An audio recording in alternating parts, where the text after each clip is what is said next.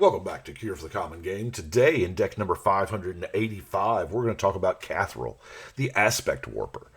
Now, white, black, green, 3/3, Nightmare Insect. Hey, Chainer approves. Wall of text. When Kathril enters the battlefield, put a flying counter on any creature you control if a creature card in your graveyard has flying. We repeat this process for First Strike, Double Strike, Death Touch, Hexproof, Indestructible, Lifelink, Menace, Reach, Trample, and Vigilance. Then put a 1/1 counter on Kathril for each counter put on a creature this way. So we're going to get multiple counters here. Thank goodness that they give us these actual counter tokens. Or keyword counter. You know what I'm saying. So, there's a couple things here that we want to do. Number one, we want creatures in our graveyard with abilities. Obviously, these approved abilities here. Notice Protection's not one of them. Menace. Oh, yeah, Menace is there. This is pretty much the currently supported keywords. So, we've got to get creatures in our graveyard. So naturally, the first thing we think about is Buried Alive. You know, we're going to search out 3 that gives us the best mix of abilities in the yard.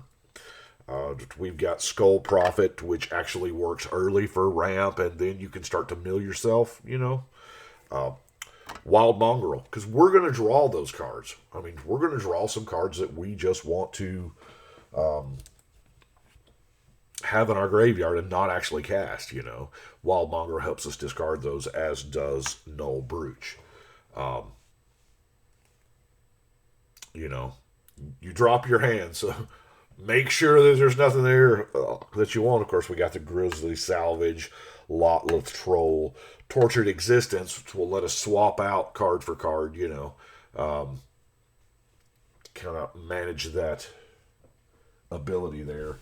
Look at our ramp now.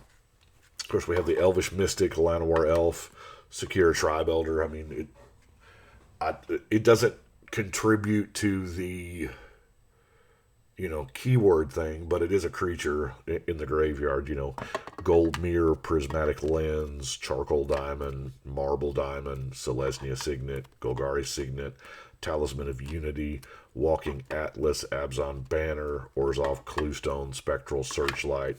And I'm counting Elvish Piper again as ramp, because we got some big creatures in here. Yes, ideally, those big creatures are supposed to be in the graveyard for abilities, but meh. If we get them, right? So, I mean, stuff like the Beast Tracker here lets us go get a creature with, you know, 4 different keywords. So let's look at the creatures we're wanting in our graveyard, shall we? Segovian Angel. It has Flying and Vigilance. It's a 1-mana 1/1, so I mean it's not a bad card anyway.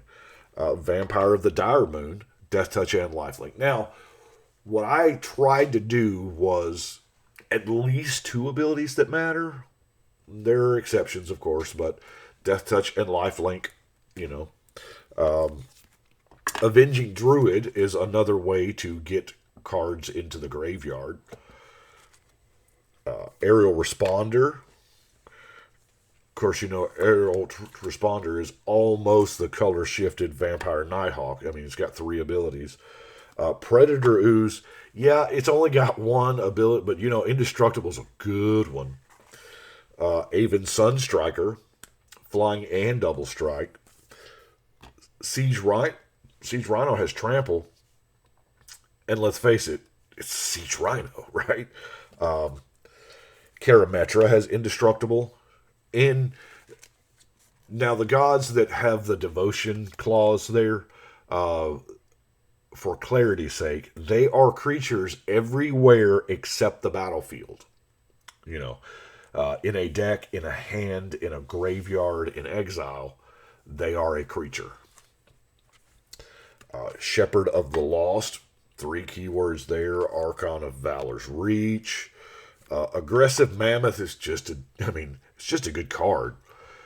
Passes out trample to everybody. It's an 8/8 for 6. Oh, yeah. Kind of similar to Sarah's Guardian. Passes out vigilance. And it's got 2 keywords that helps the cause, Splinter Fright. Splinter Fright, power and toughness each equal the number of creature cards in your graveyard, right? And then at the beginning of your upkeep, you mill 2. I'm glad they keyworded that now.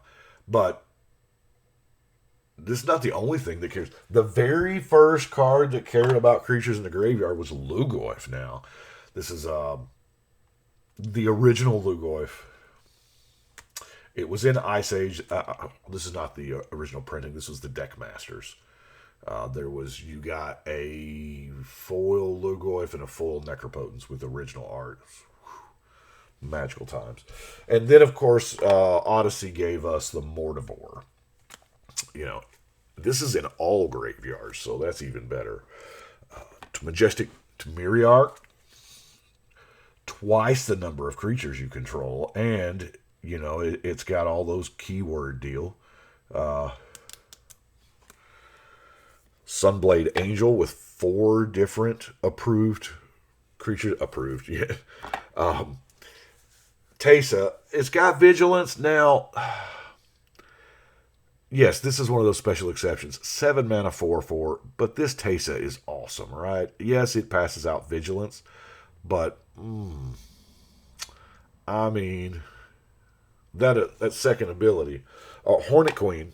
Flying and Death Touch is pretty good, and Hornet Queen's not a bad card herself. Slippery Bogbonder.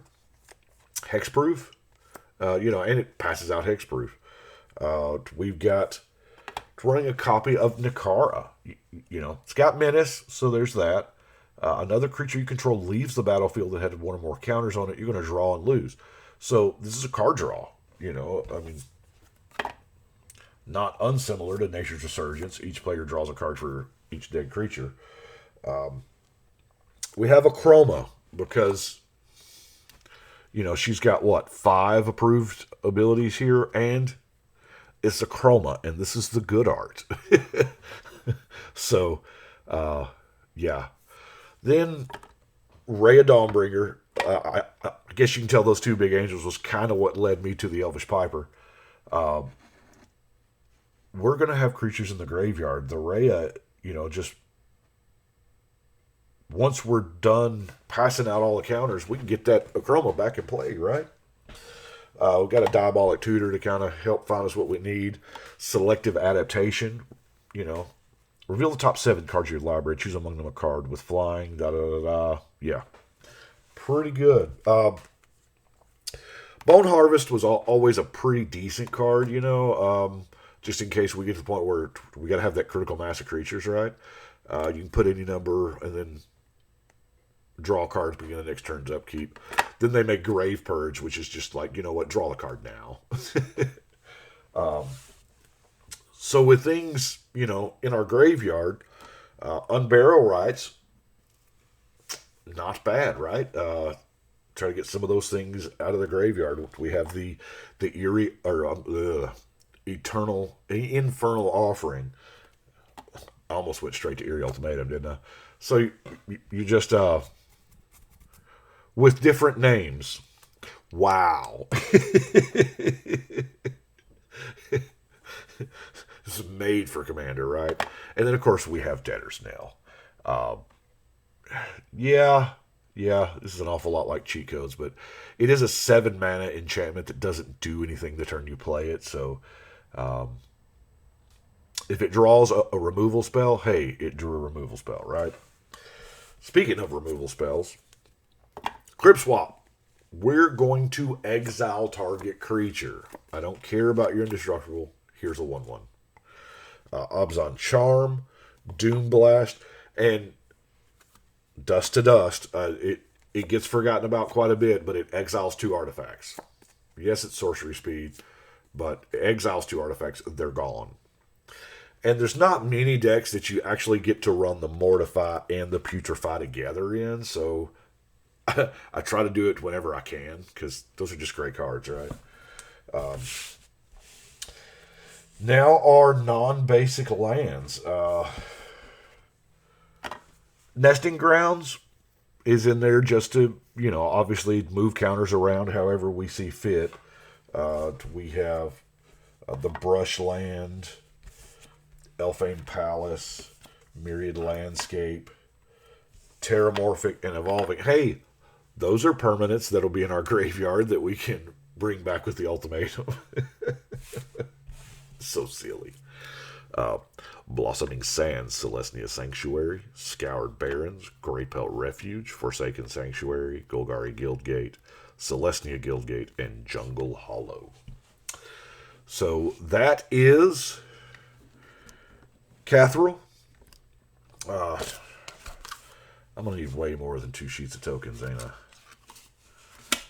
I probably need to get something thin to put inside the deck box to hold them once they're punched out, too.